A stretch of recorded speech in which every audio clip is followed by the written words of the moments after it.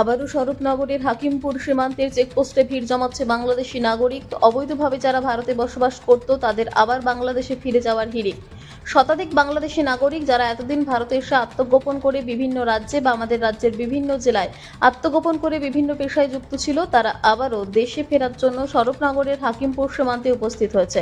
এর আগেও আমরা দেখেছিলাম এসআইআরের প্রক্রিয়া চালু হতে হাজার হাজার বাংলাদেশি নাগরিক ও তারা দীর্ঘ কয়েকদিন ধরে এই হাকিমপুর সীমান্ত দিয়ে বাংলাদেশে গিয়েছিল। মাঝে কিছুদিন বন্ধ ছিল এই যাওয়া, আবারও গতকাল রাত থেকে শুরু হচ্ছে হাকিমপুর সীমান্তে জড়ো হওয়া। বিএসএফ এর অনুমতি পেলেই তারা বাংলাদেশে চলে যাবে। তার জন্য বাক্সপেট্রা নিয়ে সীমান্তে হাজির শতাধিক বাংলাদেশি। খুলনা জেলায় এখানে কোথায় থাকতেন? এখানে থাকতাম দুর্গানগর। দুর্গানগর। কি কাজ করতেন এখানে? ওই রঙের কাজ করতাম, ওই জঙ্গল সাফ করার কাজ করতাম। কত বছর আগে আসছিলেন? ওই ধরো 1 বছর হয়ে গেছে।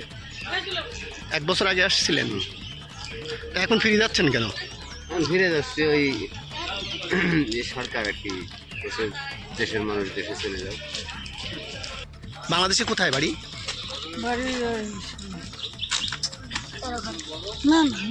মোল্লাডাঙ্গা। এদিকে কোথায় থাকতেন? কি কাজ করতে? বাসন মাজা কাজ। বাসন মাজা কাজ করতেন। আর কতদিন আগে আসছিলেন?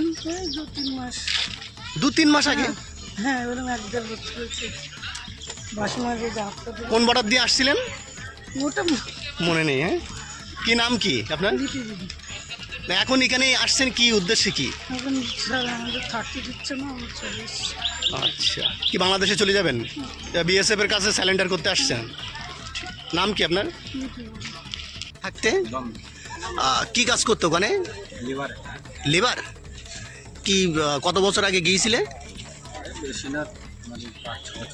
5-6 বছর আগে। কোনো কাগজপত্র আছে? নেই না?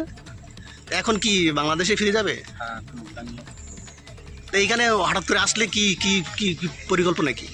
সরকার যখন ঘোষণা দিচ্ছে ওই জন্য এসছে এখানে, এখন রিটার্ন যাচ্ছে লোকজন।